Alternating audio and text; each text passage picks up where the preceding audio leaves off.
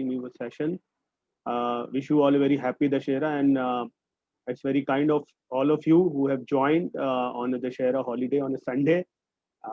But I thought that it will be a great event to put on Dashera, and we should conquer the darkness of ignorance by illuminating the lamp of knowledge and learning on this Dashera. And what another topic other than insurance or a life insurance can be more suitable? Because in the current scenario, everyone is so concerned about protecting their families, protecting their businesses from financial loss. And I'm sure something like life insurance is one of the very important and predominant product which is there in the financial services industry, which kinds of gives a safety to all of us against the loss of our loved ones. Though the lives lost cannot be compensated in monetary terms, but at least if any bed earner is lost, life is lost, at least life insurance is a product which can give a good financial assistance to deal with the ups and downs of the life. And therefore, the importance of life insurance cannot be undermined in the current scenario. Uh, uh, Historically, also life insurance has been quite predominant in many areas. I'll touch upon that in my slides. But in the current context, it has become also very, very critical and very relevant for each of us to obtain a life insurance. Of course, life insurance is a very, very wide concept, a very wide topic. Uh, what I have thought to truncate in an hour's time is to give a bird's eye view about what is life insurance all about, what's the history of life insurance, what are the principles of life insurance. When you are buying an insurance contract, what are the things that you should look at it, what are the terms of the contract, and a brief scenario on what happens when your claims get repudiated, how to go about it, what are the grievance redressal process that you have to follow, and so on and so forth. So it's a bird's eye view, uh, and I will try to also answer some of your questions. But as I said, life insurance is a very, very wide topic, very, very complicated, very technical. uh, you can write to me offline in case I'm unable to answer any specific questions you may have on this particular topic. So with this, I will request if Vikas, can you just allow me to share my Yeah, screen? we have allowed you the screen sharing. Since it's a bird eye view, we thought that we should take things in a different way. We would take certain questions which normally come in the mind of a common man as well as a professional. First, Just a moment. what is the history of the life insurance in India, Mr. Amber? Just a moment. Just a moment. Just give me a moment. I think my screen sharing is got disabled. Just a moment. Huh? Is my screen visible? No, not right now. Yeah. Just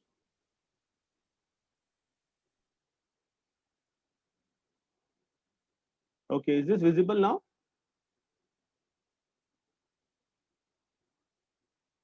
Is this screen visible now? Yeah. But that's the last screen. So you will have to, yeah, that's fine. Okay.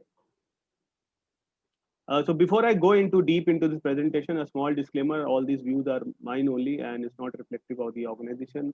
I am doing this sessions only for teaching and educational purposes. Yeah. Yes, sir. Proceed.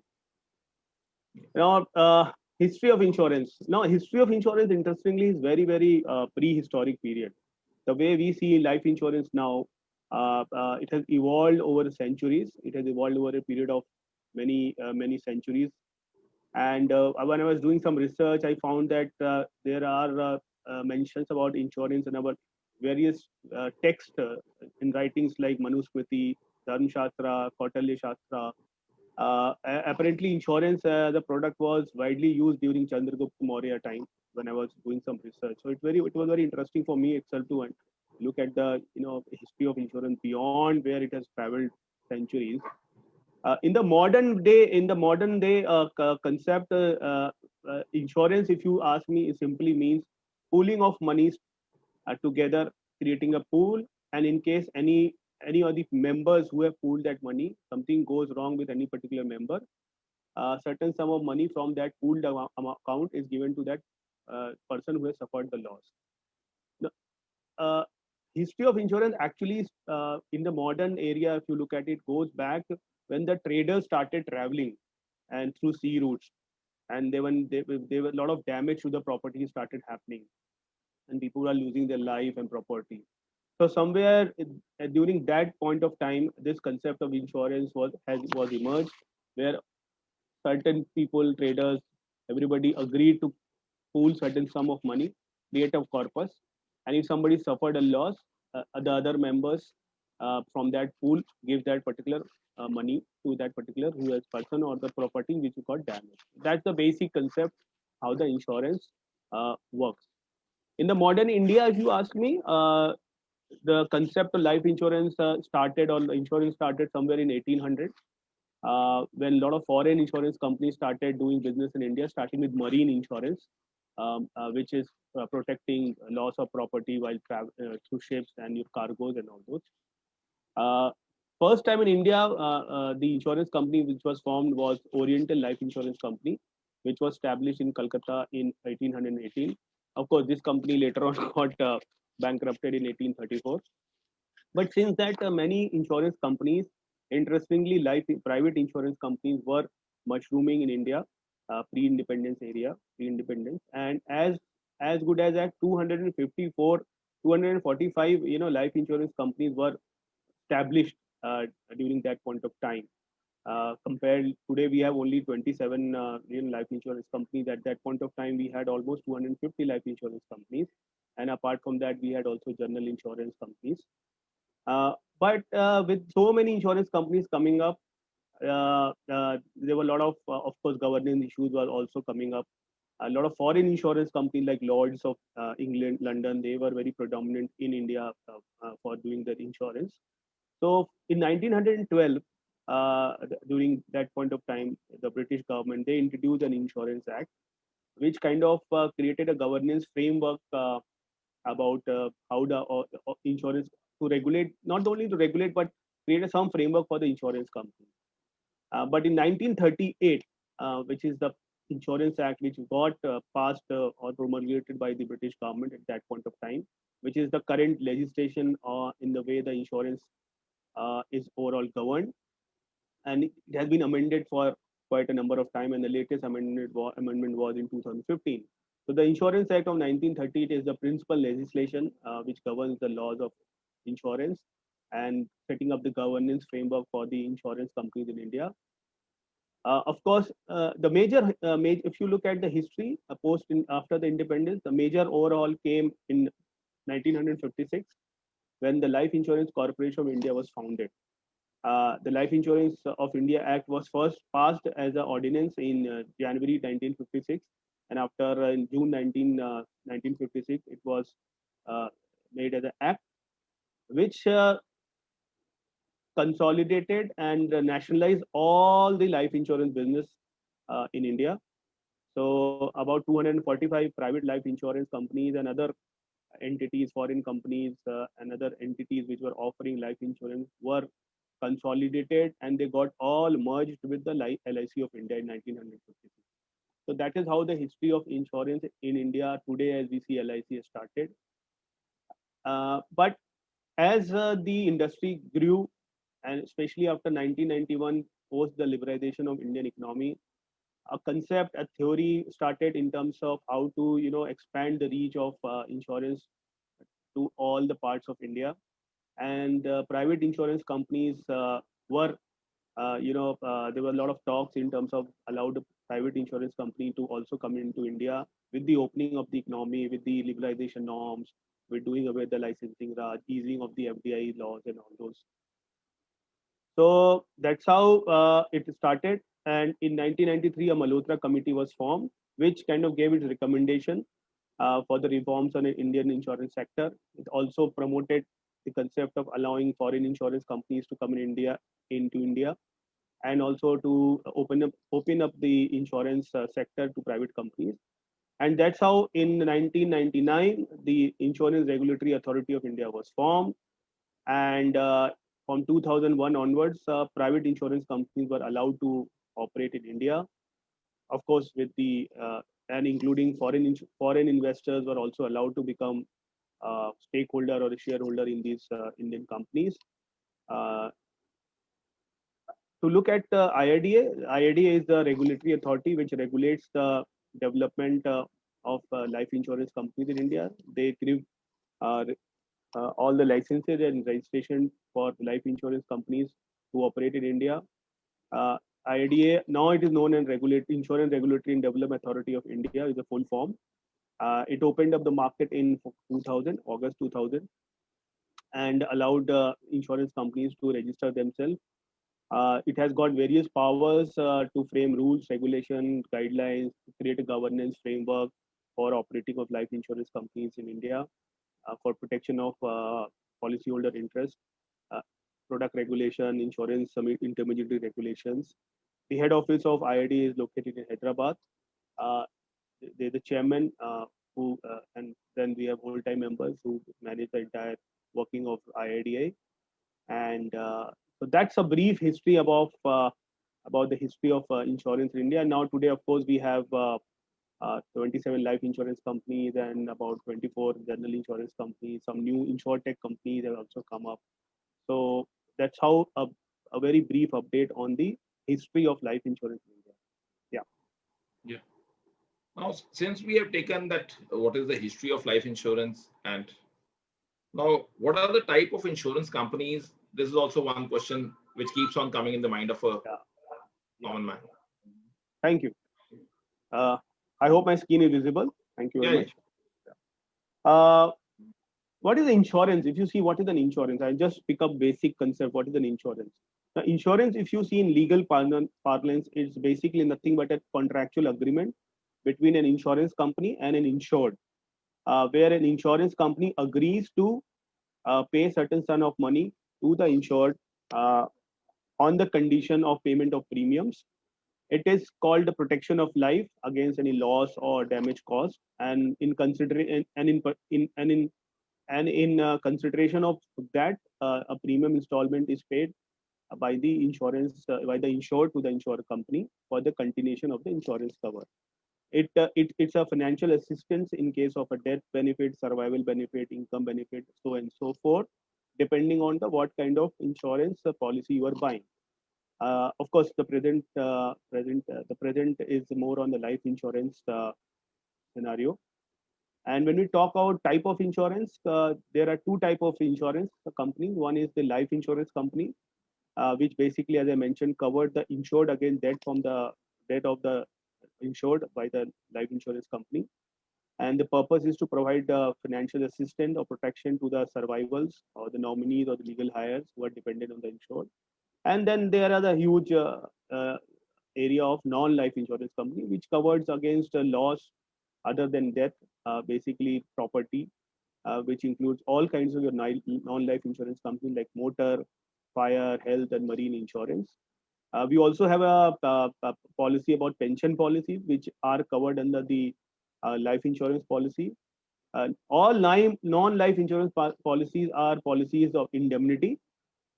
Life insurance policies are not indemnity products. Only non-life insurance policy are indemnity products, meaning thereby you will be indemnified by the insurance company to the extent do you have the loss has caused. Of course, I will be covering majorly the life insurance in this particular session. And as I mentioned, life insurance also includes various kinds of pension products, which I'll touch base in the later part of my presentation. Both life insurance companies and non-life insurance companies are regulated by IRDA. There are different forms of, there are different product regulation, there are different governance mechanism, there are different laws, there are rules which will apply under the Insurance Act for life insurance and non-life insurance. Now, how do you set up a life insurance company in India? Very interesting. So this question always comes, is it very easy to form a life insurance company in India? What is the requirement? So I will just quickly touch base what are the requirements to form a life insurance company and what are the things that you have to look at it. Now, life insurance company to form has to, first of all, you have to register yourself as a public limited company under the Companies Act. Your name should have the word life insurance as part of your name. And then the company has to apply to IRDA for obtaining certificate of registration for the purpose of carrying out the life insurance business in India. It has a three-step process. R1, R2, and R3. And each stage you need a certificate of registration from IRDA. R3 is the commencement of business. Once the R3 license is approved and certificate of registration is given, an insurance company can start its business. Under the new Insurance Act, which got amended in 2015, if you want to set up a life insurance company, minimum paid up capital is required 100 crores.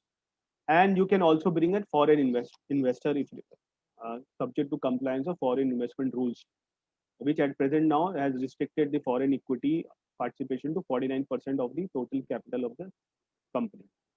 Now, once you make an application, it has to be a very detailed application. I've just tried to summarize in terms of what are the requirements. When you make an application, you need to be a very sound financial health, because insurance is dealing with money. So when you make an application to IRDA, it has to be accompanied with a record of performance of the promoters, their financial standing, their fit and proper norms, how the directors and personal management promoters, applicant, their performance, how they are they a person of good standing in the market, they meet the fit and proper criteria, they have a sound financial strength to deal with it. What will be the capital structure of the company? What kind of insurance product that you're going to launch? What kind of infrastructure you're going to create? And what will be your actuarial analysis? What will be who will be your chief actuary? Who are the other professional expertise that you will employ? What is an organization structure you plan to implement? The business plan, the 5-year business plan you have to give. So these are a complete detailed application which is given to IRDA, of course, and then R1, R2, R3 are different stages. You are supposed to make an application, and if the IRDA is satisfied, they will grant you a certificate of registration for commencement of a life insurance business in India. You are also required to pay an annual fees to IRDA to continue to keep your registration certificate alive, and every year you are supposed to renew that certificate of registration and pay certain renewal fees what you can, which is linked with the total amount of premium that an insurance company has earned the last year.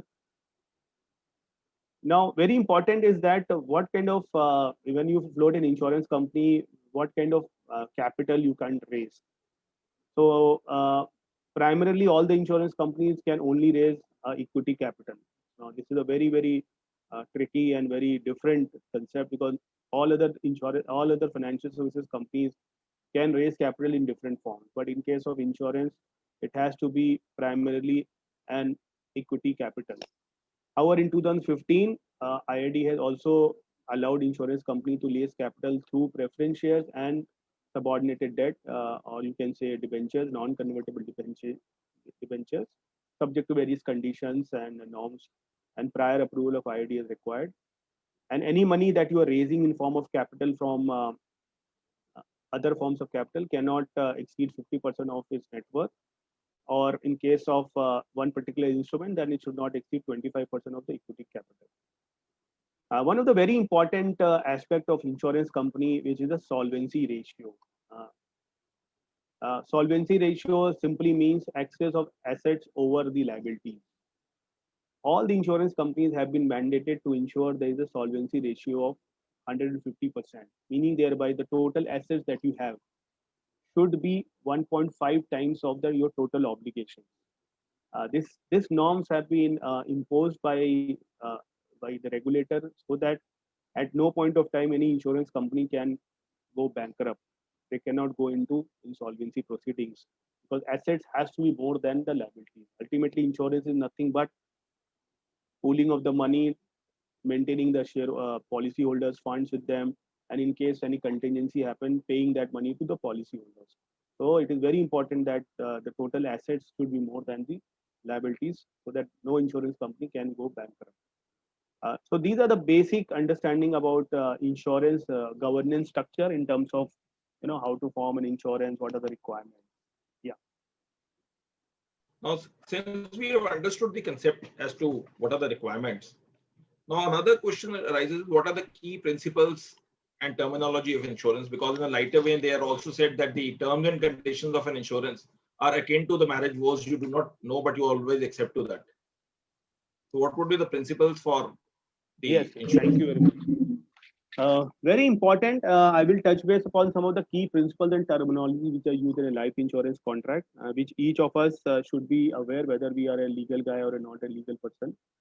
Uh, uh, the very first thing is the proposal form. Sorry.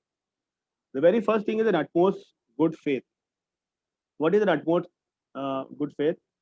The entire life insurance piece works on good faith, meaning thereby the life insured is going to disclose every material information which is known to them, which they are aware of, and the insurance company is also going to disclose all the information related to the product, and both the parties disclose in an honest condition the information which are relevant for the purpose of forming an insurance contract. Now this concept goes back.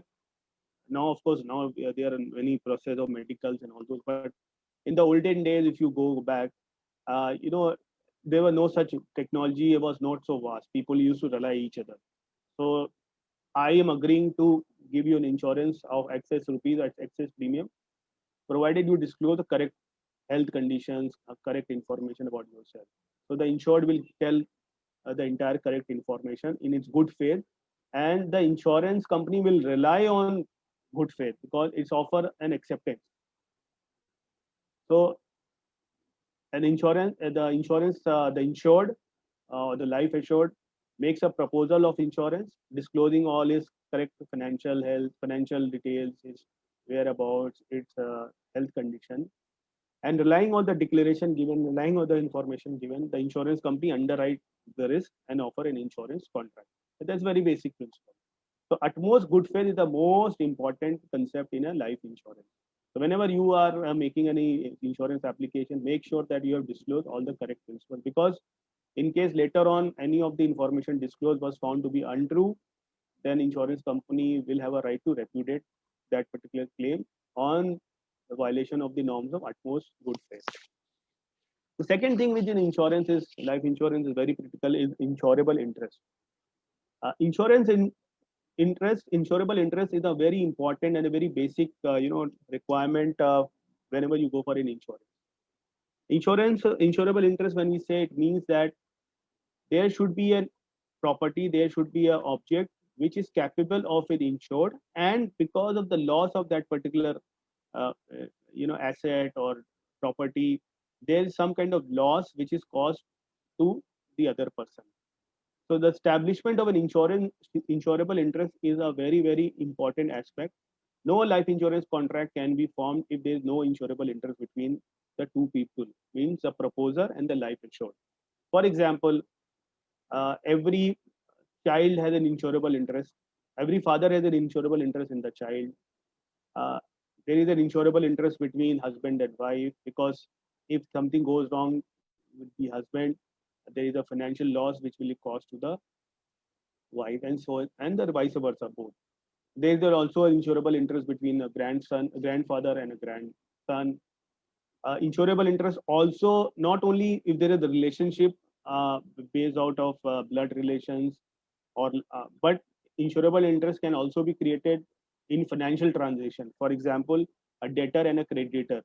For example, somebody has taken a loan, and the creditor wants to secure that particular contract, so that something goes on to the debtor, he is in a position to recover the money. So he can also propose the debtor to take an insurance coverage. That's how you normally do in case of housing loans when you take, or personal loans that you take. So there is an insurable interest between a debtor and a creditor. There is an insurable interest between an employer and employee. So, so very important to have an insurable interest there. But distant relations can't be created an insurable interest. For example, there is no insurable interest between an uncle and a son, though, or there may be a blood relative and there's a love and affection, but there is no proximity of that relationship. Similarly, there cannot be any insurable interest between a maternal aunt and a nephew kind of thing. So once the insurable interest, so whenever there is insurance proposal come, there is a column issue, the relationship. So the relationship is very important to establish, and whenever there is insurable interest, then only we proceed for the insurance. Now, third is material information. Now, very important about term material information. As I mentioned, in utmost good faith concept, people has to disclose all material information. Now, what is the material information? Material information simply means all that relevant information which is important for the purpose of underwriting or taking a decision on the insured by the insurance company, whether or not the insurance company is going to enter into a contract of insurance. So everything which is critical material for the purpose of underwriting the risk, it's a material information or material fact. Non-disclosure of material information can lead to repudiation of the policy. So health information, for example, is a very material information. Are you suffering for any pre-medical condition, pre-health condition? Very important. Your profession that you are into is a very critical and material information, because your age is a very material information, because the insurance premium is linked with the age. The higher the age, the higher the insurance premium. So very material information, right? Proposal form. Proposal form is nothing but the application form which a prospect fills, which I mentioned is an offer, makes an offer to the insurance company by filling the application form. That's called a proposal form, which contains all the details and the type of the product, name, age of the customer, etc., etc. The proposal form can be in writing or in electronic mode. So there is a different regulations on that. Third is next is agents and intermediaries. But most important, we always hear about insurance agents. Somebody calls us if you're interested for insurance policy. So the agents and intermediaries are very important terminology which is used in insurance. These are regulated by IRDA. They are separate regulations. Insurance agents and intermediary helps in the solicitation of insurance product and converse the insurance policies with the prospect and help them procure life insurance business, underwriting of the risk also, and in terms of agent confidentiality report which is shared. And the insurance company is unless until it's a direct business where you can just log in and fill the application form. In both agents and intermediaries, they play a very important role in the insurance business. I will touch base more in the about their key regulation in the coming slides. Then reinsurance. Now, many reinsurance is a very important concept in the insurance. Reinsurance companies are also insurance company which underwrite the entire portfolio of insurance contract of insurance companies. So, for example, as an insurance company, they sell insurance company to cover a lot of individuals or corporates. Reinsurance companies helps underwrite those risks on the books of the insurance company, so that tomorrow if suddenly there are a lot of claims which are coming, the reinsurance companies will kind of pay those monies to the insurance company under a contract of reinsurance treaty, what we call. IRD has mandated all the insurance companies to ensure that you have a reinsurance treaty in place. These reinsurance companies are also registered and required to be, licensed by IRDA. Recently, 2015, the Amendment Act has taken place. There are many foreign reinsurance companies which are there. So, in a very simple sense, reinsurance is another contract of insurance between a reinsurance company and an insurance company to help them underwrite the entire risk. As per IRDA, there are separate norms which have been prescribed. What kind of reinsurance treaties can be entered, what type of product there should be an reinsurance. But it's quite a vast topic, so I'll not get into more detail. But you should be aware in terms of these key principles and terminology of insurance. Now, free look, very important concept in insurance. Of course, it's a customer-friendly provision which is there. Free look simply means that if a customer or life assured is not happy with the terms and conditions of the policy once it is sold, he has option to return that policy within 15 days, or in case the policy has been bought online, within 30 days from the date of receipt of the policy. So it's a very, very good concept. So you might have bought an insurance policy, and if once the policy contract is received, you find that there are certain discrepancies, certain errors, or the terms and condition of the policy is not what you have been explained, then you can, for example, you have said that I want to pay insurance premium for 5 years, but the contract mentions 15 years. So it's a deviation what you have agreed. So you can return that policy to the insurance company, and the insurance company will refund the premium after deducting usual charges of medical or stamp duty that has been paid. A very important concept of free look. Customers should be aware of it. This also gives an obligation on the insured to look at the terms of the contract and has the option in case they are not happy with the policy to return. Grace period is also a very important concept in insurance. So as you know that in case of life insurance, you have to pay insurance premium on an annual basis. But a very nice concept is their grace period, where companies allow under insurance contract a period of 30 days within which you can make the payment of your insurance premium, which is already due. And during that particular 30-day period, the benefit of the policy continues. So now it's a deviation from the standard terms of contract of when you in a commercial contract that has happened. So if you are supposed to pay certain money on exit and you have defaulted and time is the essence, it will lead to a breach of contract. We know that. But insurance is a special contract.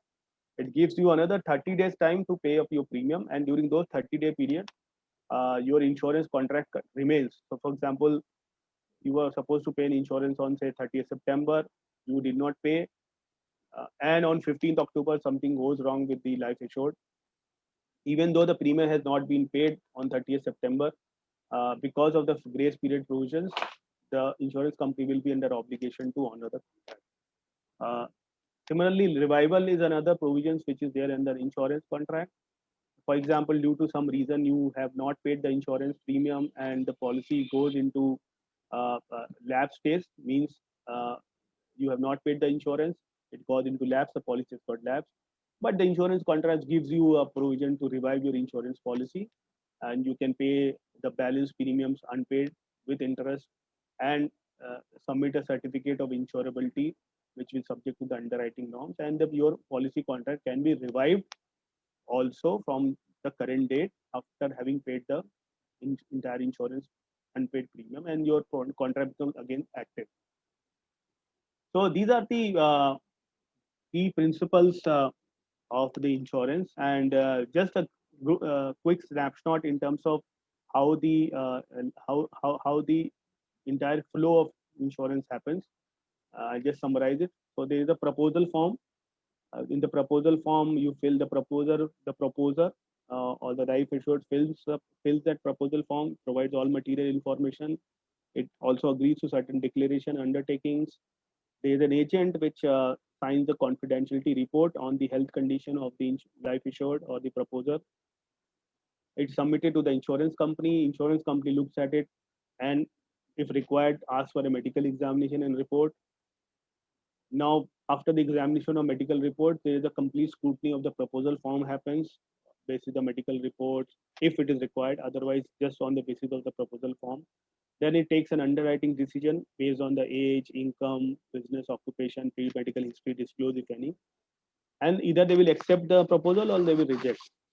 In case of acceptance, there could be a rate up of the insurance premium due to any pre-medical conditions, or they can also reject it from somebody going for certain medical condition which the current product do not allow the insurance to be offered. Then and in case the proposal is accepted, the policy is issued, the policy contract is issued to the proposer. So ideally, all the policies, once all the requirements complete, should be issued in 15 days as per the policyholder protection regulations. However, sometimes if more information is required, insurance company can ask for more information. So these are the very simple. Of course, it's quite complex when it comes to in the real world, because a lot of to and fro of information happen. But in a simple sense, this is how at various stages are involved in case of issuance of the life insurance. Then, yes. What are the key regulations applied to insurance? Yeah, thank you. If there are any questions here, or I will just take up the questions. We take it at the end of the session, because otherwise it disrupts the entire thought process. Okay. I think I just. So we will take it around 11:50 or 12. Is this visible, my screen? Yeah. But you will have to use that Hourglass to make the PPT perfect. Okay. So. Yeah. Okay. Before I move into what are the regulations which are applicable to, I will also just put a small concept on group insurance. Now, what is a group insurance? I spoke about retail, but there is a concept of offering group insurance also. So a certain group of people can come together and buy an insurance. For example, employer and employee. So employer can buy an insurance policy for the benefit of his employee. So it is works little differently in terms of the selling process, but the concept of insurance remains the same. There is a proposal in this case, which is the employer, and the life insured are the employees. It is known as a master policy holder, and life insured are known as member insured. Uh, so group insurance is very prevalent, and it allows that all the set of individuals to come together for a common purpose or economic activity and form a group and take an insurance contract. So I explained employer, now employer employee. Apart from that, employer employee, there could be other affinity groups which do not have employer employee relationship but have certain kind of insurable interest in them, and then they can also take a group insurance. For example, borrowers of a bank, credit card holders and the bank, welfare associations, society, members of the society, office bearers. These can people can also take a group insurance, which is a very relevant concept and very important. I will also just quickly pick up the concept of premium in the insurance, which is the most important concept, very important concept in an insurance. So, what is a premium? As I explained, and you all know, premium is the amount of installment that you pay to take an insurance cover. It's a price which is paid by the policyholder for buying an insurance policy. Now, the insurance contracts requires the Insurance Act requires you Section 64 VB that no insurance company can offer any insurance contract or start the assumption of a risk unless and until the premium is received by the insurance company. Therefore, whenever you buy an insurance product, along with the application form, you give the first year premium or the proposal deposit, but what is known as, because without that consideration being given, your proposal form will not be evaluated. So paying the first insurance premium is very critical along with the proposal form, which is known as proposal deposit. And once the risk is accepted, underwriting is completed, and insurance policy is issued, that is known as a first year premium. Now, what are the facts? Often you must be thinking, what is, how do you calculate this premium? Now, calculating a premium is a very complex subject, and it involves a lot of actuarial and statistical model while calculating a premium on a very particular product, and it could vary depending on many factors. So whenever, if you see, there will be a premium chart, and as the age increases, the premium increases. As your health conditions differ, your premium also goes up. So there's a statistical model which an actuarial team they finalize the premium depending on many factors like age, occupation, what is the sum assured, what kind of policy that you are taking, what kind of medical history the person will have, what will be the mortality rates, means what is the chances of death being occurred at that particular age. So that's why the mortality rates are very high when you buy an insurance at the later part of the year, because the chances of dying increases as you take as you go much older in life. And mortality tables are published around the world based on various experience that are calculated. Then what type of product or term plan, for example, or it's an investment plan or mainly a pension plan. A term plan normally will have a low premium because it only offer a debt amount, debt benefit. What's an investment plan like a ULIP, which will be a combination of some investment returns that will come. What kind of expense and profit margins an insurance company is dealing with?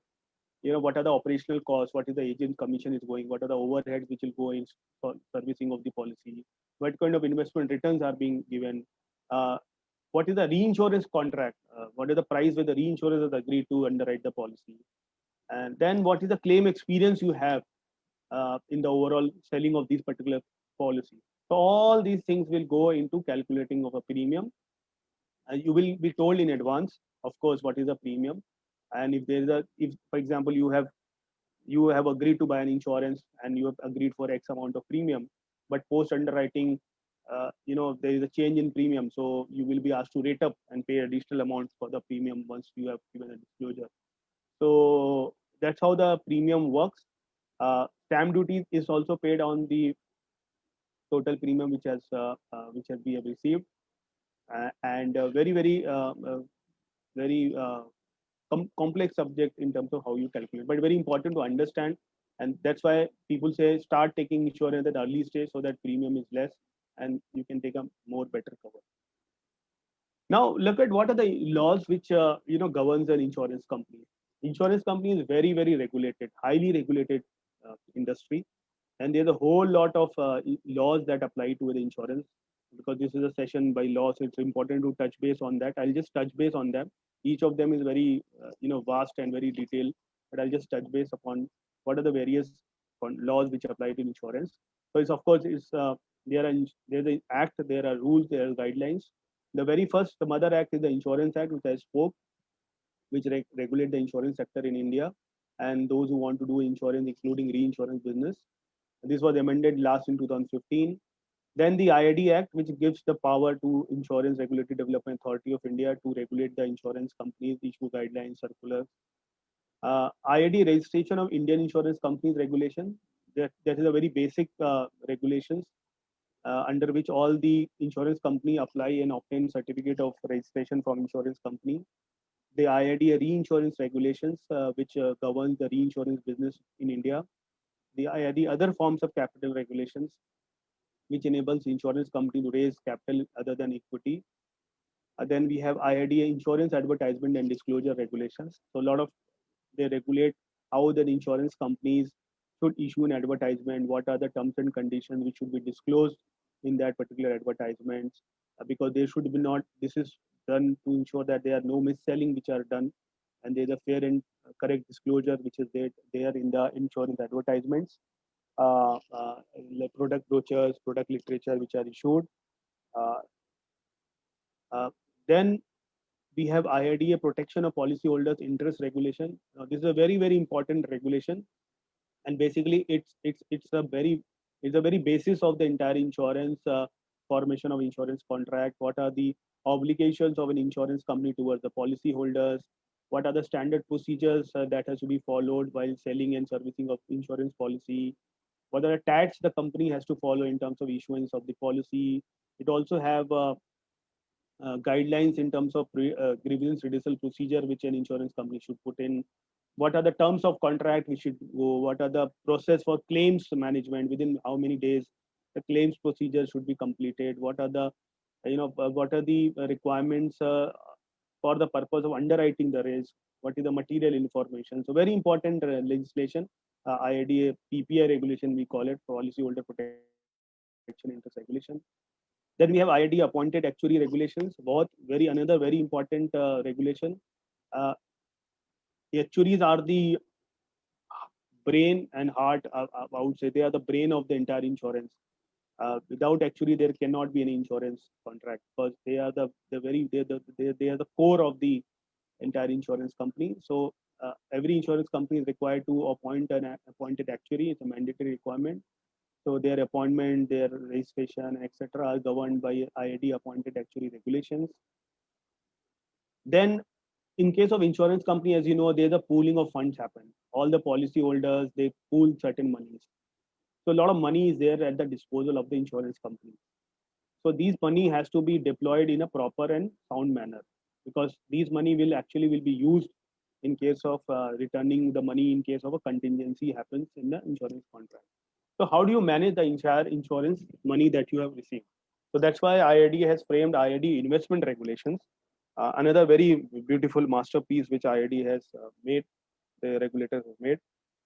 It deals with the manner in which you will be holding and making investments, including restriction, limits, category, type of investments.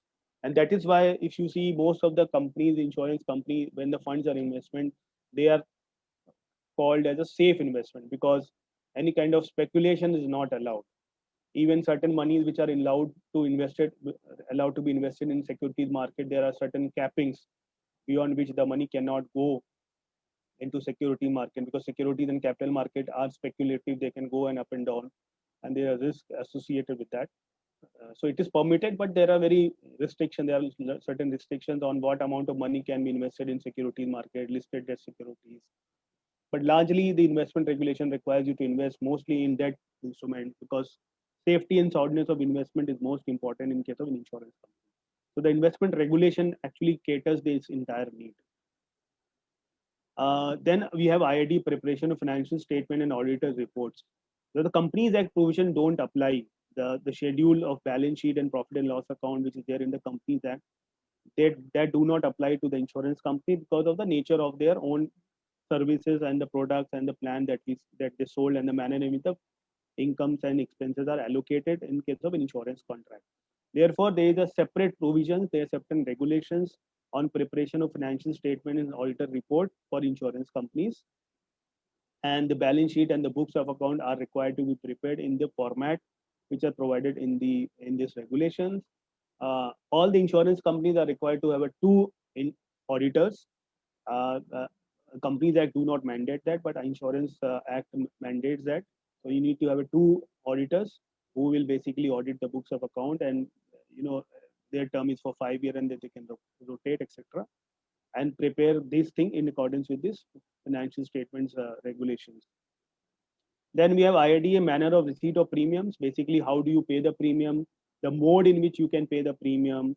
As I mentioned, that risk can start only when the premium has been paid. So there is a regulation which is prescribed in the manner type when you have to pay the insurance premium. Then there are other operating requirements like IID outsourcing regulations. So it's not that you can because insurance company manage a big chunk of activities. So the principal liability of lies in the insurance company. So there's ID outsourcing regulation. Basically, if you want to subcontract certain of your obligation, what kind of due diligence you have to do. If you want to employ a vendor for your policy servicing, what are the things that you have to manage. Certain core functions the insurance company can't outsource, like risk compliance, KYC, anti-money laundering norms, etc. Underwriting, these can't be outsourced to a third party. But other operating aspects, if you want to outsource, there are certain norms. Then guidelines of e-commerce, insurance e-commerce. Now you can buy and sell a lot of insurance policies online. You would have seen spurge happening due to pandemic. Also, a lot of people are buying insurance online. So how the insurance policy should be bought and sold on online? There is a separate regulation and guidelines called Insurance E-commerce Rules 2017, and you have to register your website and other, the flow with the IIDA and so on and so forth. It enables you to do an OTP based insurance contract. So all those things are covered under the e-commerce rules. Now, insurance companies are also has to be well governed, right? Because they deal with public money. Therefore, IIDA has also specified complete guidelines on corporate governance for insurance company. It is a similar like in case of SEBI listed companies. You have SEBI LUDR regulations or listing regulations. Similarly, for insurance companies, you have guidelines on corporate governance.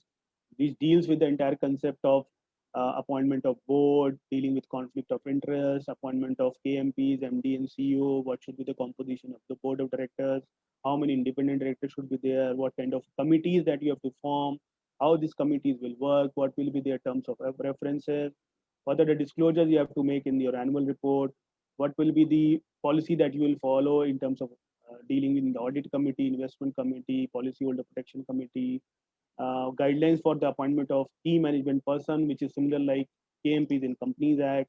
So complete guidelines are given in terms of the governance and the working board and structure of the insurance companies under this guidelines of corporate governance 2016. Then I spoke about agents and intermediary in the initial start of my session. So to govern them also, there are regulations. It's not that anybody can start selling the insurance product tomorrow. So there are regulations which govern the functioning of these intermediaries. So intermediaries are insurance agents, corporate agents, web aggregator, brokers. So there are separate regulations which govern them. So we have IIDA registration of corporate agents regulations 2015, which covers the registration of corporate for the purpose of selling insurance. Then we have got web aggregators who sell insurance. For example, you would be seeing uh, like Policy Bazaar. Now, Policy Bazaar is now become an insurance broker, but there are many people on the website that advertise, that you can compare your premiums and all those. So they are called web aggregators. They create an interface of insurance and helps you compare the premiums and information about products, which is called web aggregator. So they are web aggregator regulations. Then they are brokers. Brokers play a very important role in underwriting the business of insurance. There are regulations called IRD insurance broker regulations. Then individual agents. So they are even the individual agents which go and sell insurance. They are also required to be regulated and registered. And for them, there are IRDA appointment of insurance agents regulations. So these insurance agents, individuals, which we call, they are required to license themselves, pass certain examinations, and obtain a license from the insurance company to become an insurance agent before they start selling the insurance products. Then, of course, we have registration of micro insurance agents. Within insurance agent, we have micro insurance agent. We sell policies of less than say 25,000 rupees because they are very small policies and their selling process has to be very different. So there is a separate concept of micro insurance agent regulation. Of course, then also we have POSP and all those things. So if you see the entire insurance industry is well regulated, starting for insurance company, intermediaries, and of course then we have on the TPAs also, third party administrator, which helps you settle your insurance claim. There are separate regulations for them also. And then a very important concept which is about insurance repository. Now you can also hold your insurance policy in DMAT form, like you are able to hold your shares in DMAT form. So there are guidelines which have been issued for insurance repository and electronic issuance of insurance policies. Insurance repository helps you maintain the policy in electronic mode or a DMAT mode. No need for paperwork and all those. You can open an electronic insurance account, which is called a DMAT, like DMAT account in case of shares. You can also open an electronic insurance account with certain repositories which are regulated by IRDA. So some of the insurance repositories which are prevalent are listed I've listed here, with whom you can just go and open an insurance repository account, and all your insurance policy will get credited in this repository account. It works exactly in the same way a DMAT account for shares works. Yeah. So these are the brief overview in terms of key regulations which applies to an insurance. Okay, each of them are very dynamic, very complex. I've just tried to cover a brief overview as to so that audiences are aware. Yeah. At the first blush, it looks very simplistic. Despite the fact that we know that large number of the lawyers are having vast experience, but once you examine, then you, as we had, it is always said in the schools and colleges when one used to study, that they used to say the more you study, the more you forget. The more you forget, the less you know. Then why study? So those are not studied. Your video has been switched off. Yeah, just a moment. Yeah. Now, since it is an interwoven, what is an insurance contract and its key terms, and what is an assignment nomination? That one feels that there should be a nomination. Then there is a Supreme Court judgment which says nomination is only for the purposes of working out. Yeah. Yet the broad principles of the Succession Act, etc., will prevail. Just stop that annotation because somebody is scribbling on the screen.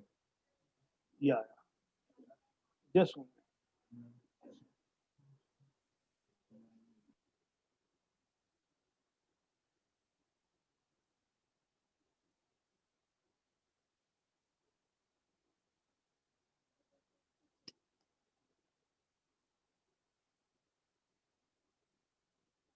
Okay, done. Okay, I will touch base about that particular nomination assignment also. Before that, I'll just quickly also cover, what kind of insurance plan are there, and what are the regulations which apply to them. So when we talk about insurance, there could be a term plan which basically only talks about that you will be paid certain set of money in case of a death of the life insured to the nominee. That's a pure term plan.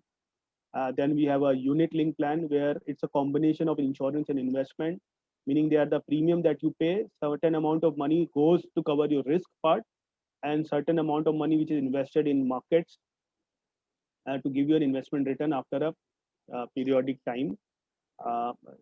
Then there have endowment plans, which is a combination of insurance and saving, meaning thereby certain money will be kept for life insurance cover. and the rest will be invested for buying any life, for giving you certain savings after the completion of your insurance contract. So that's a endowment plan. Then we have a pension plan where you can allocate certain savings or premium set of accumulated over a period, and then buy an annuity and take one-time money. And then after the completion of the tenure, a steady, a certain set of money will regularly come to you as a regular income, like pension. So these are basic information on various types of insurance plans: term plan, unit plan. Largely in the market, term plans and the unit plan are very prevalent these days. But now when we talk about these plans, what does it mean? So there are regulations. It's not that you just certain just insurance company will one day think that I want to make this plan. There are regulations which provide guidelines. What are the requirements that should have while framing this kind of insurance plan? So if you want to,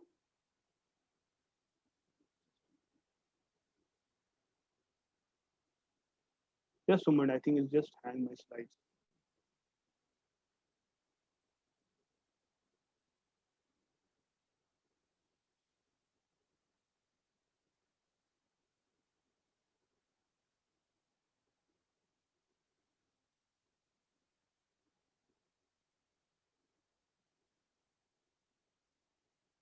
Okay.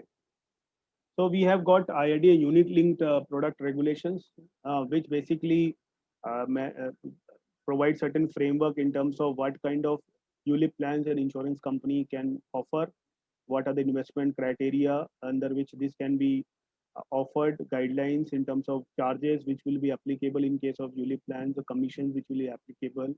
Uh, Predominantly, unit linked insurance plans come with a locking period of 5 years, and it means that up to 5 years you can't withdraw, and after 5 years only you can withdraw the money, and there are certain surrender benefits and the manner in which you can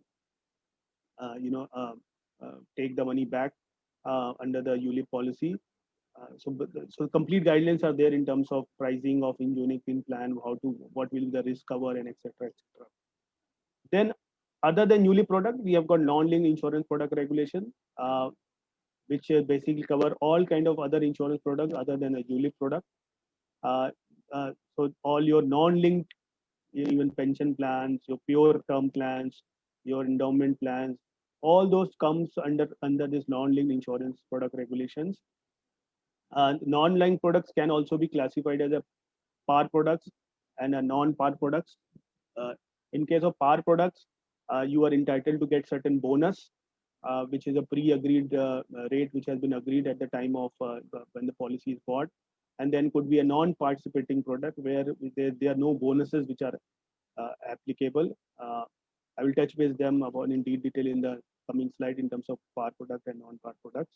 So these are two broad regulations which covers whenever an insurance company tries to make up an insurance plan. All these insurance plans are required to be approved by IRDA, called file and use procedure. So you file these products with the key terms with the IRDA under these product regulations, and then IRDA approves them. Then you have to ensure that you have necessary systems in place for the launch of these products. Your risk management committee approves the same, and then the product is launched. Uh, and the risk management committee is required to look into that all the systems and processes are well in place before any product is launched.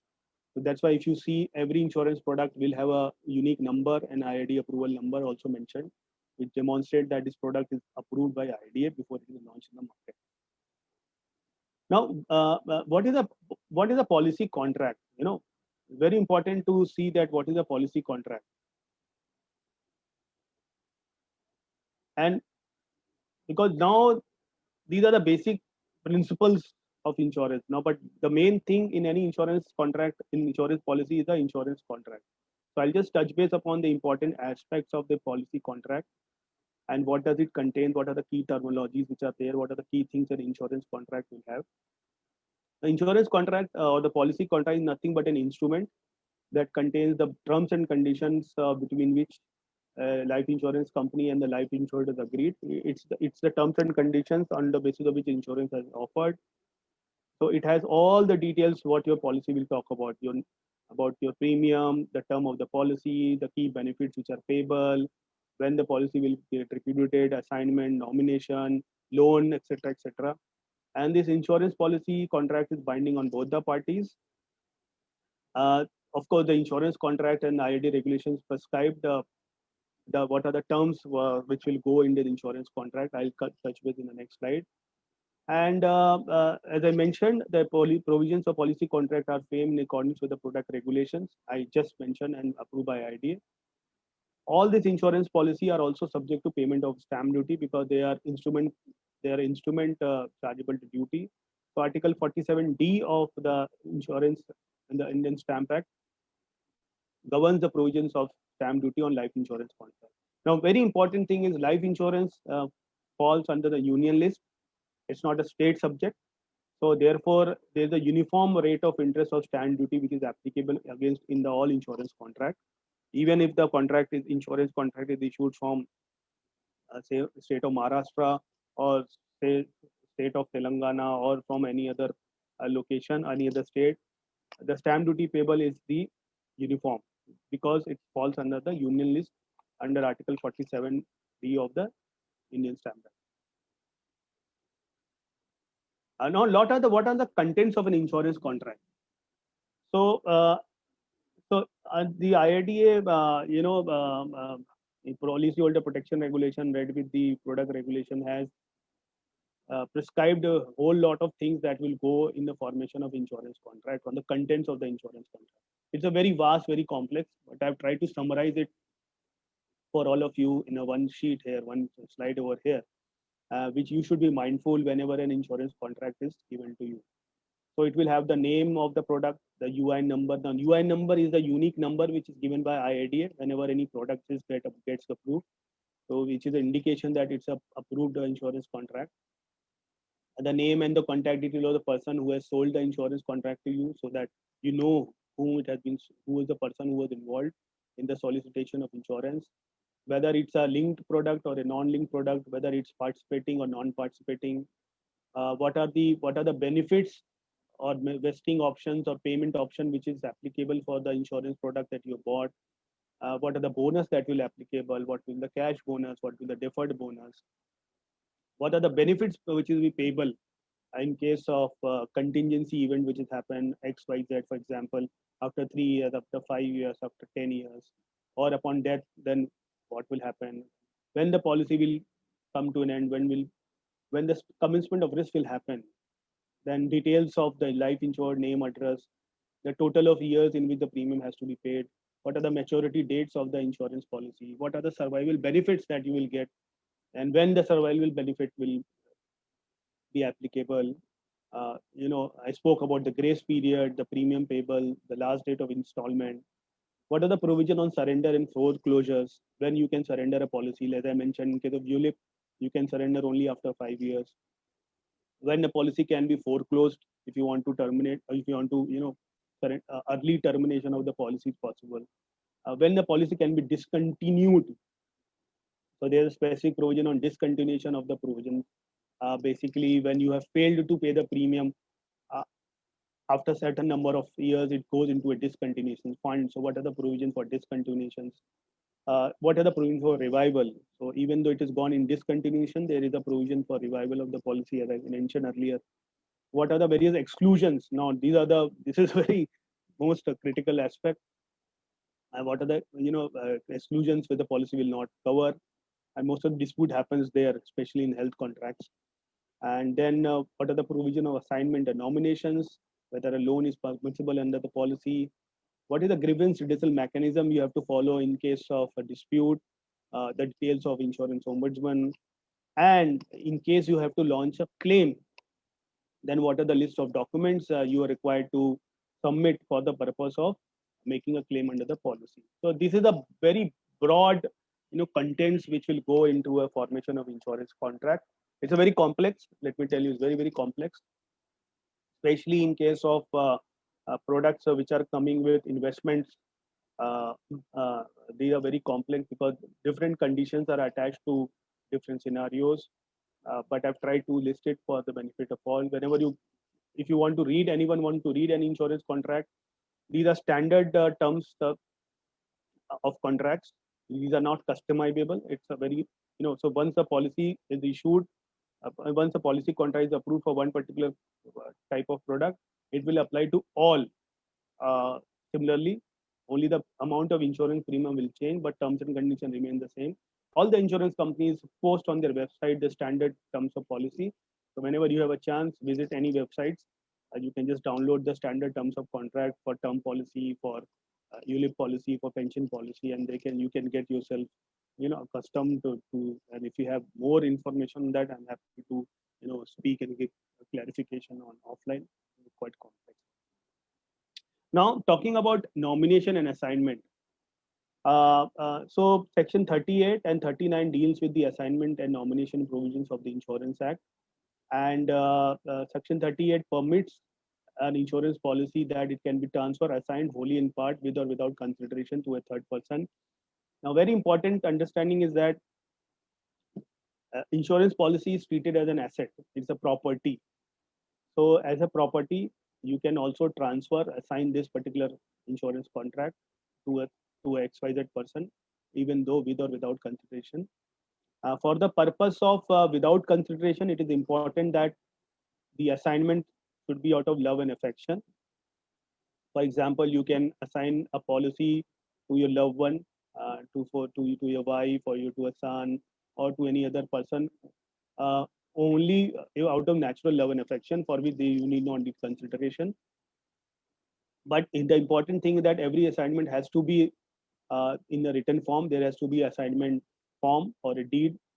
So there is an endorsement happens on the policy contract, and to a stamp that this policy stand assigned to so and so from so and so date, XYZ. It's an instrument of assignment which is signed by the assigner and the assignee. Without that, assignment is not possible. Then assignment can also happen with consideration. Normally, when you have taken a loan for a financial institution, then also you can basically use this instrument to what you can say as a security against that particular loan. And such kind of assignment is called as with consideration. And these are financial assignments happens where you can assign the policy to a bank or a financial institution, or to any third party also, if you have taken a loan as a security. So assignment can be conditional also, or it can be absolute. Absolute assignment would simply mean that once the policy is assigned, it cannot come back to the assigner again. The assignee becomes the absolute owner. Then thereafter, it can surrender the policy, it can withdraw the policy. All the benefits under the policy will go to the assignee. Usually, assignments out of natural love and affection are absolute assignment, and all other assignment are conditional assignment, which means that once the assignment condition is completed, there is an option that policy will come back to the assigner. So normally this will happen in case of loan. For example, if you have taken a loan, you can assign the policy in the favor of your bank with a condition that once I've paid the loan, then the policy will come back. And of course, during that particular duration, if something goes wrong, then the assignee, which is the bank, can surrender the policy or take the insurance claim and satisfy the amount of loan which is given, and the balance money has to go back to the life insured. And in case the condition is fulfilled, for example, the life insured has paid all the loan installment, then the assignment will come back. So the original assignment is restored, the assignment is cancelled, again a reassignment is done. The bank reassigns the policy back to the assigner and the policy owner. Now, all this process needs to be registered in the books of the insurance company. If the assignment is not registered, it will not be valid, right? So earlier, what used to happen that a lot of insurance companies used to take different views on the assignment. So in 2015, when the Insurance Act got amended, the regulations, the act said that insurance company has to accept the assignment once made, and only on these 4 grounds they can decline. So normally, whenever an assignment has been made, except on these 4 grounds, the assignment has to be accepted. So the grounds on which the assignment can be declined are as follows. If it is not a bona fide, it means that it is being done in consideration which is not permitted under law. For example, it's something has been done to protect against any illegal trade, to recover any money against a contract which is not permitted in the law. So it's not bona fide. It is not in the interest of the policyholder. It is not in the interest of public, and it is for the purpose of trading of the insurance business. So if these four conditions are there, if you even when the assignment comes, insurance company looks at it. If any of these will fall, then they will reject the assignment. But otherwise, they have to accept the assignment of that particular uh, insurance policy. The purpose is that nobody should be using this provision to undermine the concept of insurance.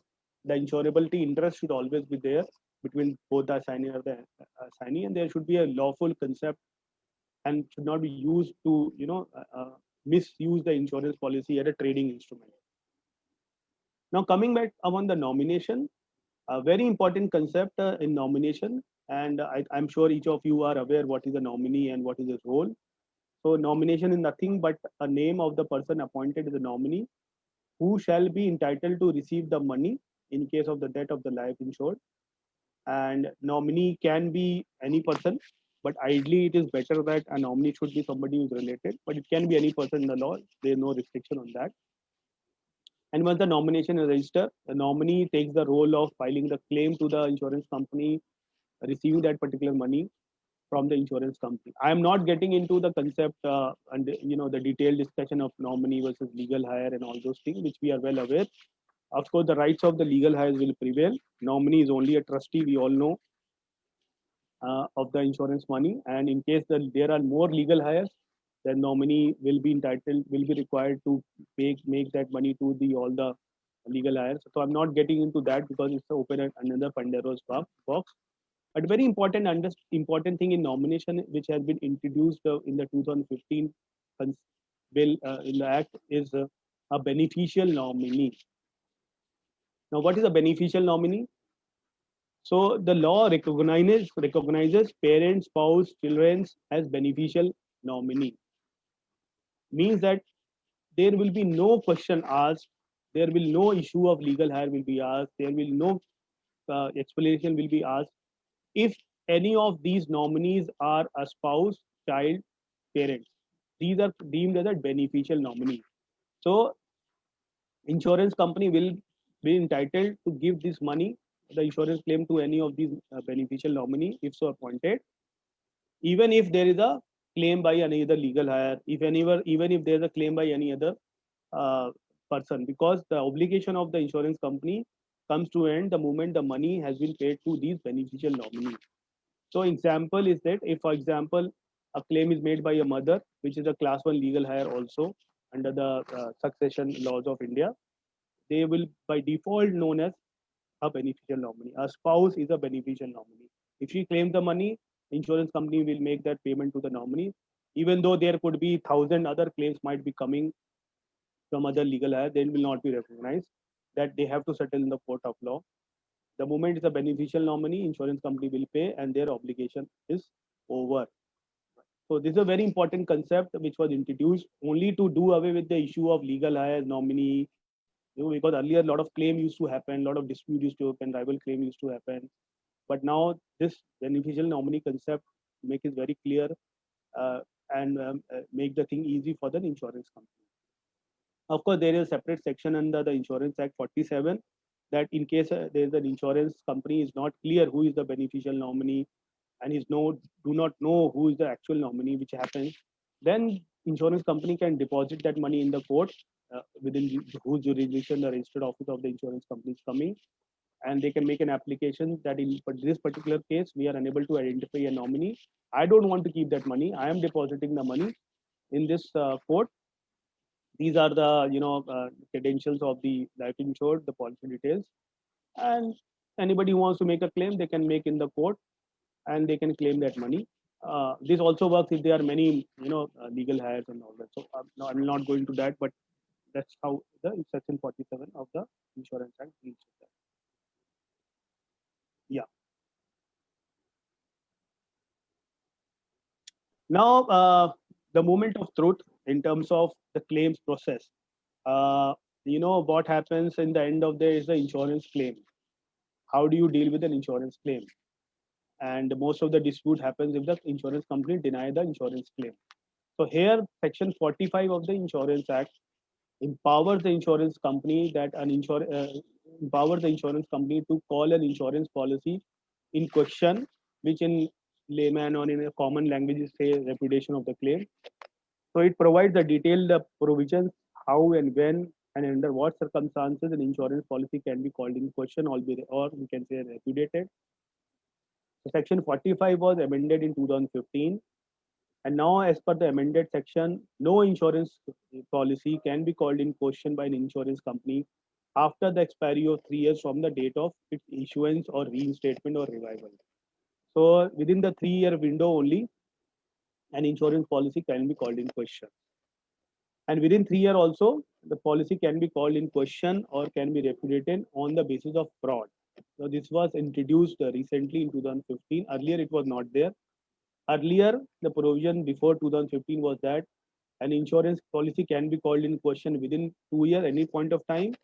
And if it was fraud, then it could have been called any point of time. Now that limitation period of 3 years has been put in place from the date of issuance.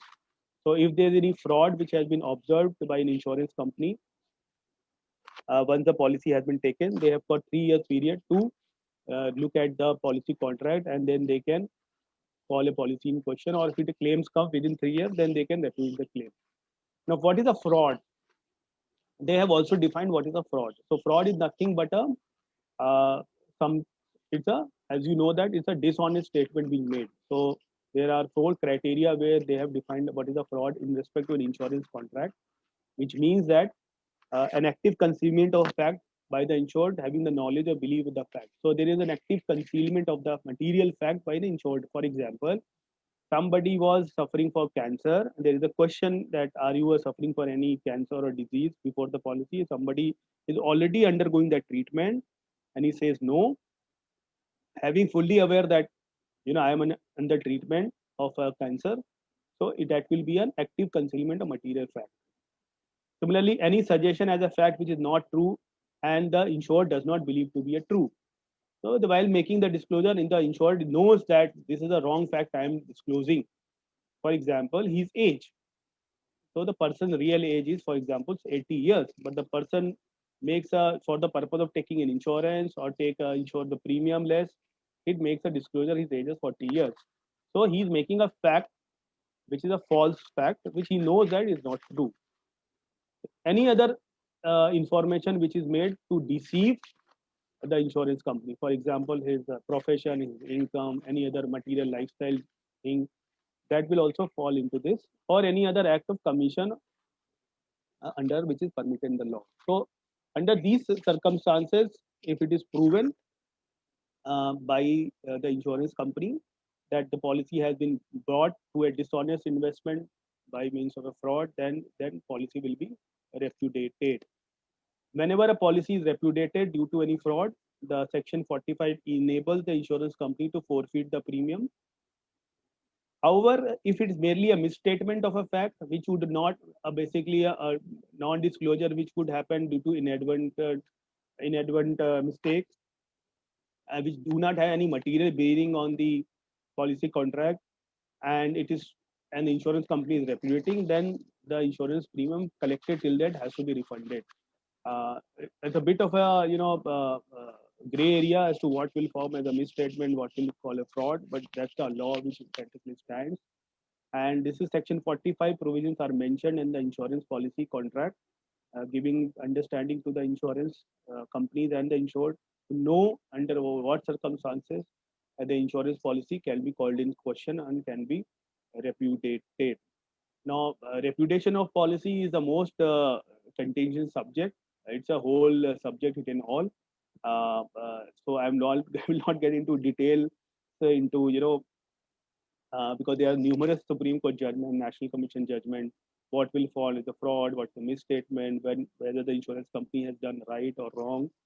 But largely, in basic concept, is that if there is a fraud being made in the policy, if there's a dishonest misstatement which is made in the policy, which the insurer is aware that it was a false, which is proven by way of a documentary evidence, then the insurance company will not be liable to honor the claim. They can repudiate the claim.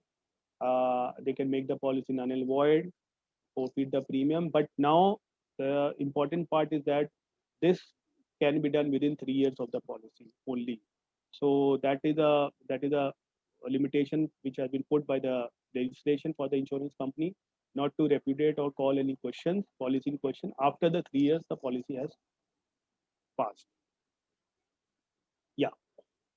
So this I've covered the entire aspects of the insurance in terms of issuance, key concept, assignment nomination, what will go into insurance policy. Now, what happens in case your claim has been repudiated or you have any particular issue with your policy contract? Now, the regulator recognizes this concept. They are aware of this issue which happens. Very, very important that we have these kinds of grievance redressal procedure to deal with the insurance handling. So therefore, the regulations requires you to have an internal grievance mechanism to put in place to deal with any issues related with the insurance contract. So this three-tier table that you can see, that's an internal grievance mechanism for every insurance company. You need to have a grievance redressal officer who will look into all the complaints, and they are under obligation to respond within 15 days of the insurance making the complaint. Then above that, there is a chief grievance redressal officer, which is senior management, and above that, there is a grievance redressal committee. So this is a three-tier approach most of the insurance company follows for redressal of any insurance complaints. This is called an internal grievance mechanism. If an insurance, if a customer or policyholder is not satisfied as his issues have not been resolved through this three-tier procedure, then of course it can go to external forums. And these are the types of insurance, these are the forums which are prevalent for the resolution of complaints. Starting at the base is the insurance ombudsman. Insurance ombudsman is an independent third party which has been mandated by IRDA to be put in place. General body of insurance appoint insurance ombudsman. These are kind of a mediator, you can say, the independent third party who looks into complaints. So every insurer, every person, every policyholder, every complainant who is not satisfied with the insurance company's resolutions of his grievance, whether mis-selling of the policy or due to any wrong reputation of the claim, they can make an application for settlement of their complaint to the insurance ombudsman.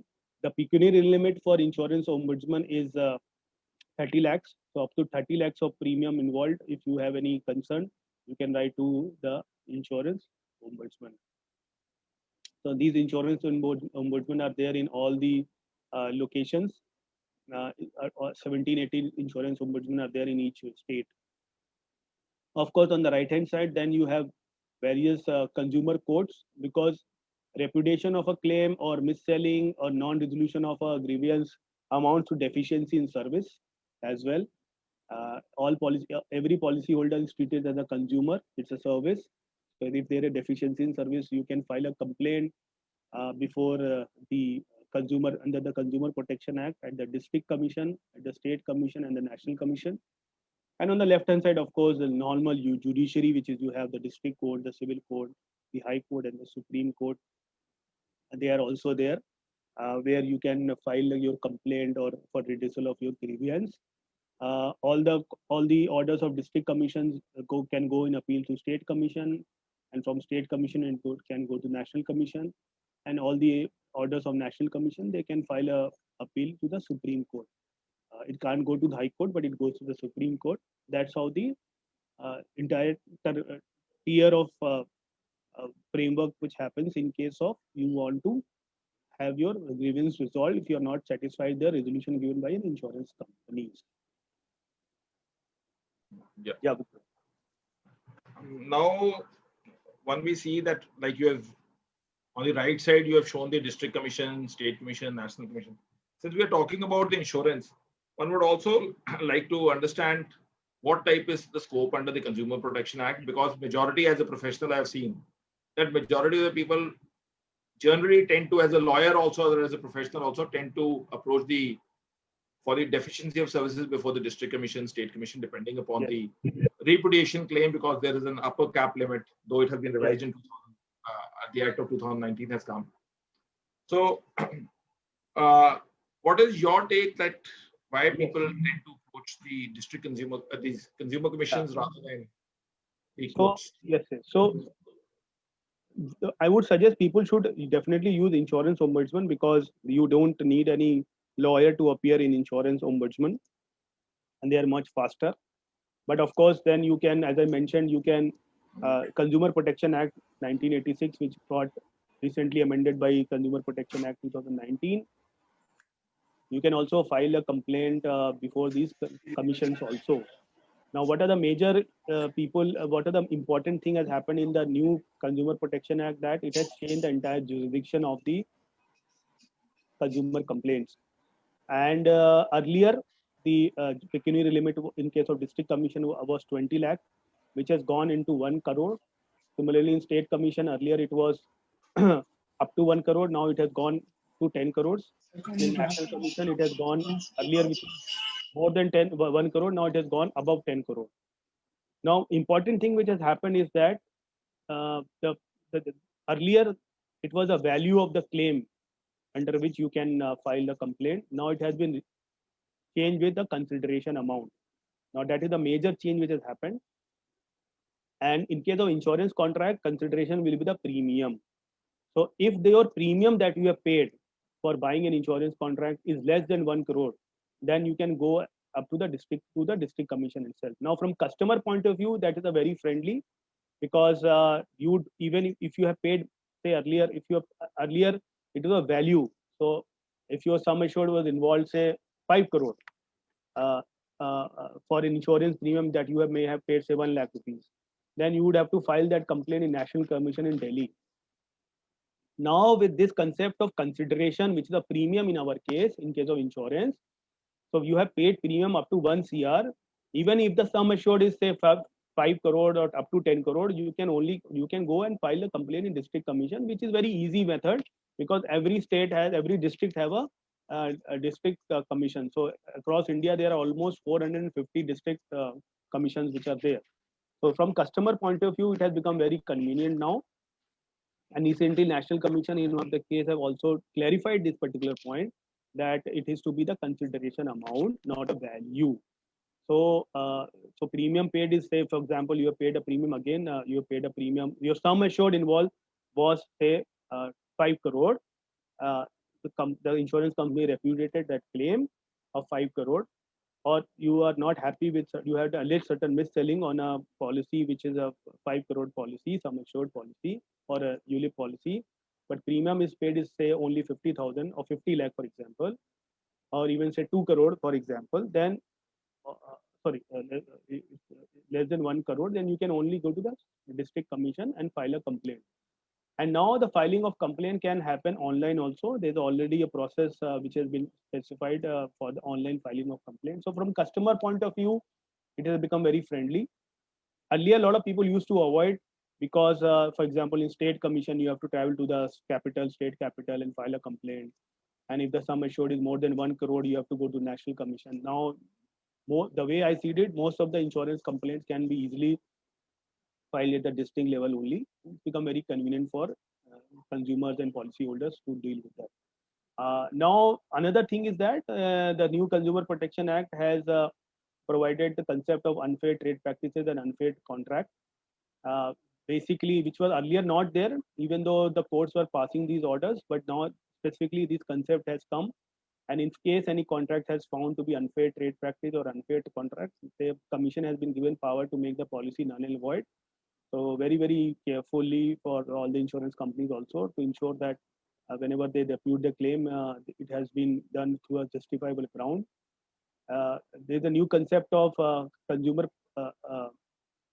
Central Consumer Protection Authority, CCPA, which has come, which is a regulator now, which has suo motu powers to investigate the matters. The definition of complainant has been expanded also, and now governments, consumer associations can also become complainant, and more than one consumer can come together and file a class action suit. Provision for mediation has been also instituted. There's a mandatory requirement to institute the consumer mediation cell at each district, state, and national level. So there's a mediation rules which has already been notified. So whenever you file a complaint, there will be a mediation. Within 3 months, that mediation has to get over. The parties can choose a mediator. Of course, it's a voluntary, and once the mediation has been agreed, it cannot be appealed, and the parties have to comply with the mediation order. And also a lot of strictness has come in terms of filing of orders, replies and appeals. Now at the appeal stage, your deposit has to be, so a lot of time people used to go for appeal, and because earlier the amount was only 25,000. Now if you want to go for an appeal, you have to deposit 50% of the decretal amount at the appeal stage. So a lot of good regulations, the provisions has come up for the protection of the consumers, and they can use it as a customer friendly. Also, the e-commerce rules have come to regulate in the manner insurance policies are sold online. Now, these are largely oriented for online sellers like Amazon of the world, Flipkart, but the way it has been drafted, it regulates all kinds of platform, in online platform in which any products or goods and services are being sold. So, by virtue of that definition, insurance companies are also getting covered under e-commerce rules.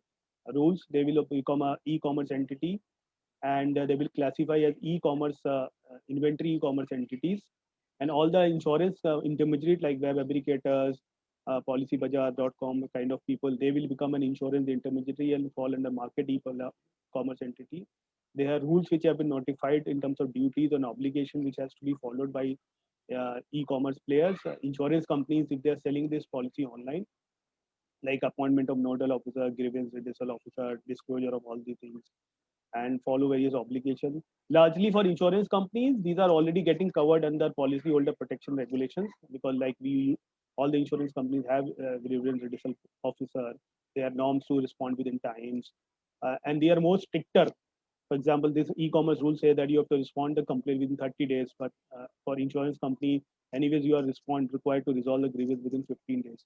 So stricter rules are already applicable, but now because of the e-commerce rules, and these are sold on an electronic platform, and where the definition of electronic platform has been defined, buying and selling of insurance policy online will also get subject to these e-commerce rules. And if you have any complaints against e-commerce entities for violation of any these rules, you can also file a consumer complaint before the commission. So this brings to the end of my session on a bird's eye view of insurance laws of India. Of course, it's a very what I say, complex subject, but I've tried to summarize it for the benefit of participants, uh, so that they can have a bird's eye view uh, about about the history of insurance, the laws which are applicable, how an insurance contract uh, are applicable, and I'm happy to look at any questions. Yeah.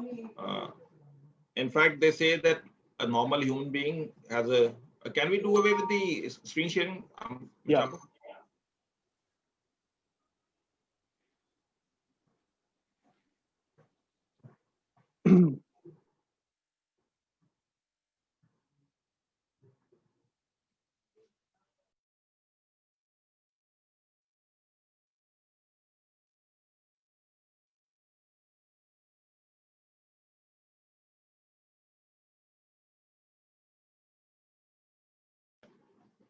As they say that a human eye gets a 2D view, you can only get the 3D view once it's a bird eye view or a aerial view, because you are on the top. And rightly so, once you said that it's a bird eye view, you have given the entire gamut of the insurance law, though divided into, I can say broadly, into 11 parts. You will have to unmute yourself, Mr. Amber. Yeah. So in the 11 segments which we have divided all these questions, which normally bothers a professional or a student of law, but since the topic was such that it will also cover a common man, because the nomination concept, because large number of people even feel that they're quite interwoven, that is nomination, and a lot of people feel that the succession certificates are somewhat akin, or it has to same values. Meanwhile, few questions have come. We will take that. This is by Radhesham. If premium is paid even after a period of 30 days, will insurer get benefits after paying of premium after grace period? No, so I think the question is not rightly formed. The grace. Yeah, am I audible? He means to say, probably what I've gathered is, let's assume the grace period is 30 days, but he pays it on the 40th day, 45th day. So what is the No, so if you are unable to pay the premium within the grace period, then your policy will go into a lapse condition. But you can always make an application for revival of the policy. For example, you pay the premium on 40th day, then you can make an application to revive the policy. So you, with interest for that particular 10 days, you can pay the premium and your policy will be revived again. So please understand what happens during grace period. Grace period is the opportunity given to you that even if you have not paid the premium, your policy condition continues. It means that if a person dies during the grace period, the provisions of life insurance which is applicable will be paid. But after the grace period was over, then the policy provision will lapse. The sum assured will not be payable unless until the contract is revived. So that's how the benefit of a grace period which is given. So it's a special contract you have been given of 30 days that, okay, something can happen wrong to you and you may fail to pay the premium within the term, and then 30 days if you are not paid, then still your insurance contract will be honored. Recently, due to pandemic, if you see, the IRD has allowed more than 30-day periods. So they have given up to June. People can extend and pay their grace period for those policies where the premium was due in the month of March. So through special provisions also, these kinds of benefits in the pandemic scenario was extended. So somebody whose policy was already premium was due in March have not paid within up to say even in May. So the grace period within that got extended and your policy, you will be in the provision that insurance company will be liable to pay the insurance claim. So what I gather is it basically it is based upon two principles. One is that let's assume there's no mishap and it's a grace period, then akin to doctrine of relating back, it relates back and you get all the benefits. But Yes. somehow there is a mishap in the family. Even if that you are in the subsisting period of that 30 days of the grace period, then even if you pay the premium, then the claim would be repudiated because he would not fall within that, or according to you, let's assume the death occurs on the 20th day and he's within the contingent period of 30 days. Yeah. So if it happened within the grace period and if you have not paid the premium, then your policy contract will be honored. Even if I pay within that 30 days. Let's assume death occurs on 20th day and I have a grace period of 30 days and I pay the thing, so it will be automatically. Yes, if it is within the grace period, all the benefit continues as it is. Yeah, because a lot of people feel that once it is there, grace is only for the purposes of this thing. But and what about let's assume it's a 40th day and he is willing to pay for the interest, even in that eventuality? So in that case, then it is called revival of the policy. Then the policy is revived. So in that case, policy is already lapsed. Then the insurance company will relook. They will take a declaration. They will go take a certificate of insurability. If they are required, so if it is it's in more than certain periods, say 6 months, then they may ask to undergo a underwriting test and again, etc. And then they can revive the policy. No, I am going on a point. Let's assume that mishap occurs. He's taken a medical insurance or there's a annuity, this thing, and let's assume there is a death or an insurance and he's within that 30 days. What is the position in that? And let's assume the death is on the 21st. So if it is within the grace period and if you have not paid the insurance, the original benefit continues, no problem. And beyond that? Beyond that, then policy is lapsed, so benefit will not be given. Not a deeming fiction, not even a deeming fiction, it will lapse because of the, you're not, the contract, the contract as such is over. Yes, terminates, yes. Yeah, terminated. Now, what this is, can you explain participating in saving products in life insurance? How does it work and what are the restrictions prescribed by the IRDAI? What are your views on recently released report on standalone micro insurance company? Yeah, so participating products are basically where there are certain bonuses, as I mentioned, are declared by the insurance company. So whenever you read a policy contract, will say bonus of 5% will be paid at annually at so and so a period. So that is a PAR product called participating product. So basically, most of the ULIP products and investment products are PAR products. where certain sum of money are invested in certain funds, and the returns of that funds are distributed in form of a bonuses. Pure savings are typically where no such bonuses are applicable. You are only paid the sum assured which are there, or where there could be certain kind of guarantees that may be applicable, where certain sum of money will be paid as a guarantee. That will be a savings product. And in case of participating, you get the benefit not only of protection, but you also get a certain additional returns in form of a bonuses. Most of the ULIP products will have bonuses on dividends, and most of the non-participating products are like are majorly a term plan. Non-par products are typically less expensive. Par products are little more expensive because you take some extra premium to offer you certain returns. It's called as with profit also, you can say. So whatever the amount of returns which is generated by investment of that fund in the pool of account, that fund is now distributed to policy holders based on the whatever the amount, say 5%, 10%, 15%, depending on which you have taken. Now, standalone insurance products are simply very plain vanilla, which has been recently come up with the idea, where they have given a very you can say a saral jeevan kind of thing, saral policy, where you need not go into detailed examination of health and etc. Of course, you can have health beyond a particular time, beyond a particular sum assured. So it's a simple declaration, pure vanilla standalone health or insurance policy, where you make a disclosure and you are given an insurance cover. These are term insurance plans. They are not participating product, but largely non-participated, non-guaranteed, pure term plans which are given, ranging from 5 lakhs to 25 lakhs, and in multiples of thereafter. And there you can simply fill the form and get an insurance cover done. It's a very plain vanilla kind of a product which is there. Of course, this has been done to cover a large set of population across India who want to buy an insurance at a less cost. This is by Raghav Tanaji. In India, out-of-pocket health costs are high because of most cases are outpatient, not admitted beyond 24 hours. How to insure against such kind of financial loss? So these will be covered in your health insurance policy. As of now, health insurance policies which are prescribed in India do not have OPD-based product. Largely don't have. But now with telemarketing guidelines being introduced in India, there are a lot of insurance companies which are looking at it and formulating such kind of OPD-based products. So it will come under health insurance norms. Few policies or by some insurance companies also provide OPD or health, for example, doctor visit reimbursement kind of things. So there are certain products which are available at now, but they are not very prevalent, as you rightly said. Yeah.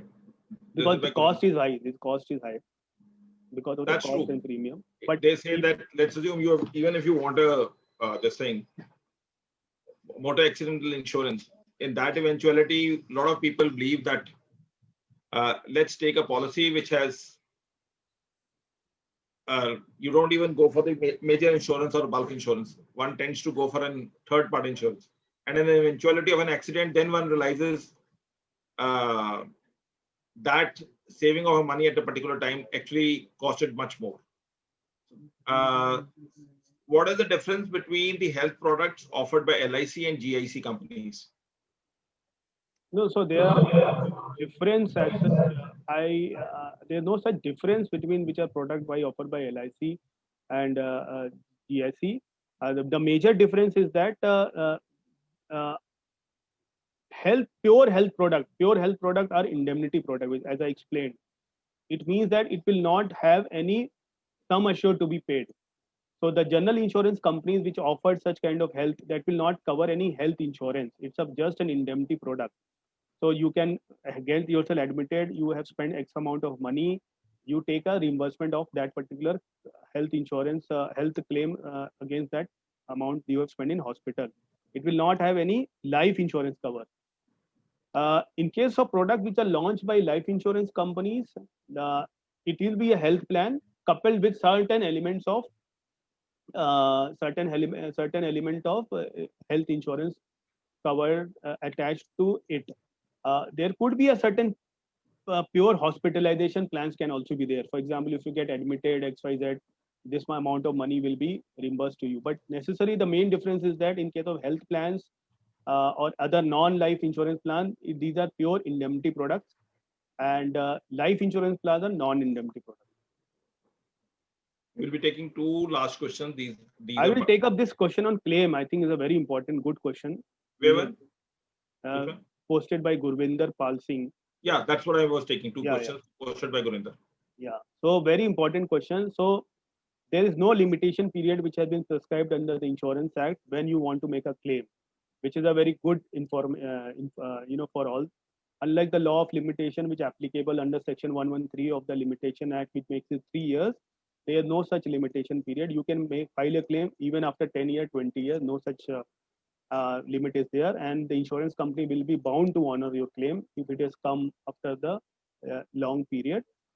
Yes, 10-year period has come up after a lot of unclaimed amount were remaining with the insurance company. So regulator don't want insurance company to keep that unclaimed amount with themselves and enjoy the pool of that one. So if the limit is 10 years, even in now unclaimed amount, they have to invest it in a fund so that unclaimed amount can get a NAV and get some appreciation. But up to 10 years, if the claim amount has not been claimed, then after 10 years, the insurance company has to transfer this money to an unclaimed to senior citizen welfare fund. But even after that, if somebody wants to make a claim, then they can submit their proof and the money can be paid from a senior citizen fund welfare.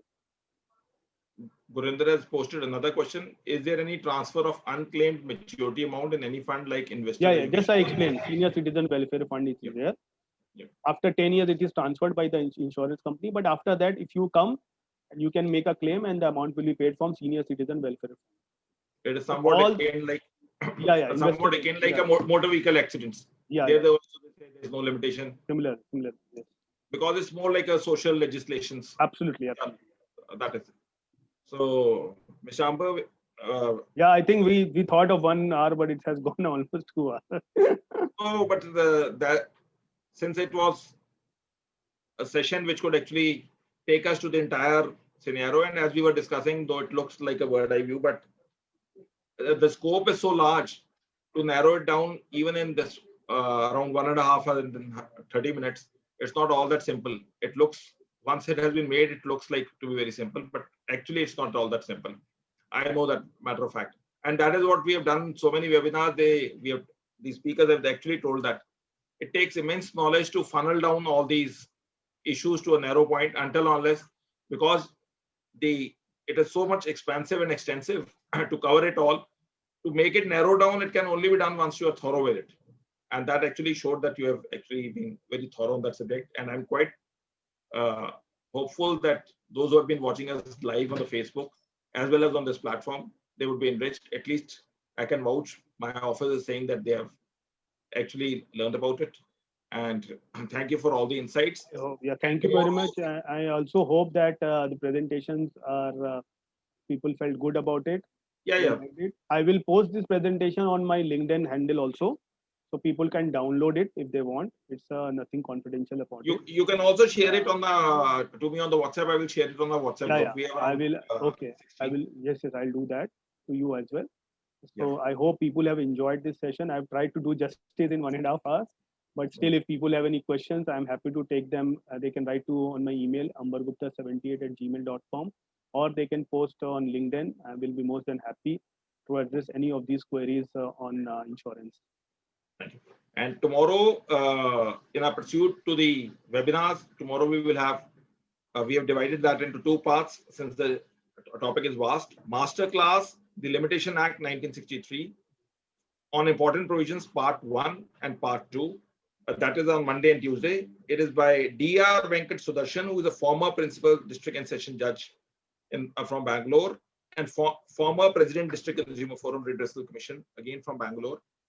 And those who know about him, he's a resource person for Karnataka Judicial Academy also. So do stay connected with us tomorrow at 4 p.m. And tomorrow we will not go live on the Facebook as well as on the YouTube. Thank you, everyone. Thank you, Stay Mr. safe. Vikas, and I look forward for more such engaging session in future as Yeah, well. definitely. Thank you. We would definitely be one of the knowledge partners. Thank you, everyone. Stay Thank safe, you. stay Thank you, blessed. Vikas. Thank you. Namaskar and enjoy the Dussehra.